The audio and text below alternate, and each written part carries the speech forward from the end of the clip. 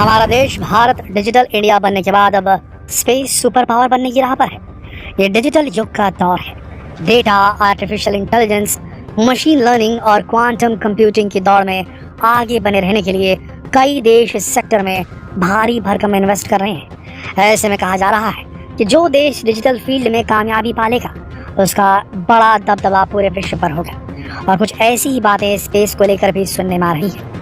मंगल, चांद समेत और भी ग्रहों की दशा दिशा जानने की होड़ में कई देश लगे हुए हैं और आपको जानकर खुशी होगी कि हमारा भारत भी इस रेस में शामिल है। जी हाँ, चाहे डिजिटल इंडिया हो या फिर चंद्रयान मिशन या फिर मंगल मिशन, भारत ने भी इस दौड़ में खुद को बेहतर साबित करने में कोई कसर नहीं छोड़ी है। इनफैक्ट भारत अब भी लगातार इस पर काम कर रहा है। तो दोस्तों, आज की इस वीडियो में हम बात करेंगे कि क्या सच में भारत अपने डिजिटल इंडिया मिशन के कामयाब होने के बाद अब स्पेस में सुपर पावर बनने वाला है। तो चलिए शुरू करते हैं हमारा आज का इंटरेस्टिंग वीडियो। दोस्तों, बात सबसे पहले डिजिटल इंडिया की, क्योंकि डिजिटल इंडिया के बिना स्पेस मिशन सक्सेसफुल हो ही नहीं सकते, लेकिन हाँ, मुश्किल जरूर होंगे। भारत को स्पेस सुपर पावर की रेस में शामिल करना एक मुश्किल काम है।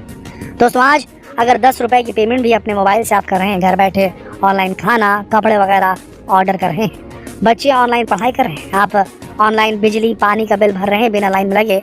आज अगर हर गरीब भारतीय का अपना खुद का बैंक अकाउंट है तो ये सब डिजिटल इंडिया का ही कमाल है। जी हाँ, अगर हम कहें कि हर वर्ग को एक साथ एक जगह पर लेकर आना अगर डिजिटल इंडिया के मोटिव में से एक था तो उसे डिजिटल इंडिया मिशन के जरिए पूरा किया गया है।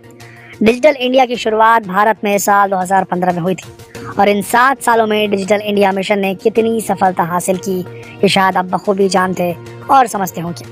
डिजिटल इंडिया एक खास तरह का अम्ब्रेला कार्यक्रम है जो कि अलग अलग सरकारी विभागों और मंत्रालयों को कवर कर रहा है।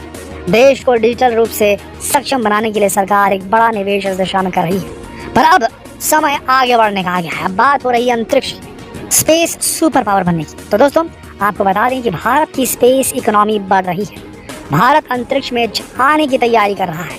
जी, अभी हाल ही में भारत सरकार की ओर से जारी किए गए एक रिपोर्ट में कहा गया कि आने वाले 3 साल में देश की अंतरिक्ष अर्थव्यवस्था बढ़कर 1.05 लाख करोड़ रुपए तक पहुंच जाएगी। इस बार बजट में भी ministry of science and technology को पिछले साल से करीब 14,217.46 करोड़ रुपए का भी है, जिसे कई बड़े स्पेस प्रोग्राम्स में लगाए जाने की बात कही गई है।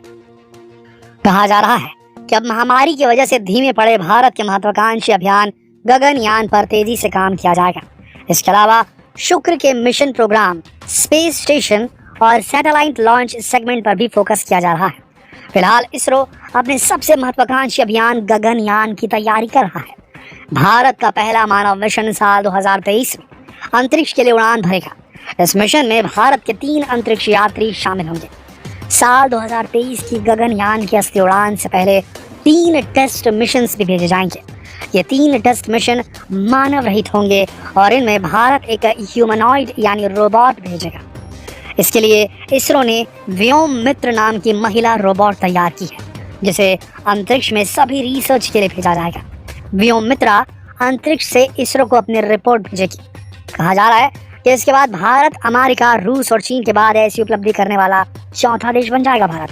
कहा जा रहा है कि इस मिशन के लिए अलग अलग टेस्ट भी प्लान किए गए, जिसमें integrated air drop test vehicle missions, pad abort test, मानव रहित फ्लाइट। इन सब के बाद आखिर में भारत के इस मानव मिशन को अंतरिक्ष में भेजा जाएगा। इसके लिए बाकायदा इसरो ने DRDO की मदद के साथ भारतीय अंतरिक्ष यात्रियों के लिए एक विशेष सूट तैयार किया है।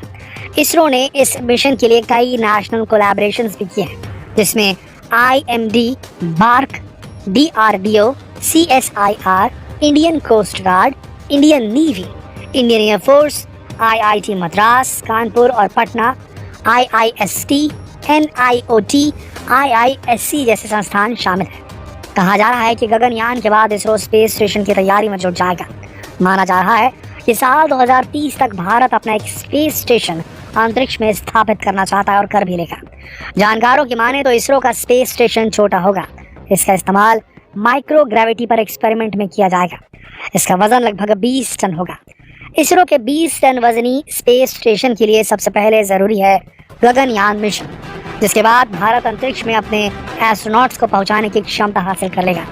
इसके बाद ही स्पेस स्टेशन के लिए तैयारियां जोर पकड़ेंगी। इसरो के स्पेस स्टेशन की शुरुआती डिज़ाइन के मुताबिक अभी उसमें 3 लोगों के रहने की व्यवस्था है। भारत का स्पेस स्टेशन लो अर्थ ऑर्बिट यानी धरती से करीब 120 से 140 किलोमीटर की हाइट पर चक्कर लगाएगा। आपको बता दें कि चंद्रयान मंगलयान के बाद इसरो अब सूर्य की ओर भी आगे कदम बढ़ा रहा है। आपको शायद मालूम हो कि इसरो एक ऐसे मिशन पर काम कर रहा है जिसमें अब सूर्य के वायुमंडल का भी अध्ययन किया जाएगा। जी हाँ, इसरो ने अपने इस मिशन को आदित्य L1 का नाम दिया है। कहा जा रहा है कि साल 2023 तक इसरो अपने आदित्य L1 को भी लॉन्च करने वाला है। यह मिशन इसरो के इतिहास के सबसे इम्पोर्टेंट स्पेस मिशंस में से एक होगा, जिसका मकसद सूर्य के solar wind, solar corona, space weather और क्रोमोस्फियर का अध्ययन करना होगा। इसकी सबसे बड़ी खासियत यह है कि यह सूर्य पर रिसर्च करने वाला पहला स्वदेशी सैटेलाइट है। भारत जहां लगातार सैटेलाइट लॉन्चिंग में तेजी से आगे बढ़ रहा है, वहीं इसी साल इसरो की ओर से कई बड़े सैटेलाइट लॉन्च किए गए हैं। आपको यहाँ ये भी जानना ज़रूरी है कि भारत ने इस साल रीसैट 1A लॉन्च किया। यह खुफिया सैटेलाइट बॉर्डर की सिक्योरिटी के लिए खास है। इसके बाद radar imaging satellite GSAT 24 launch किया गया, जो दिन रात तस्वीरें ले सकता है। वहीं OceanSat 3 लॉन्च हुआ, जो मौसम समेत कई खास जानकारियाँ जुटाता है। भारत इन कोशिशों के जरिए लगातार खुद को स्पेस सुपर पावर बनाने की कोशिश में जुटा है दोस्तों।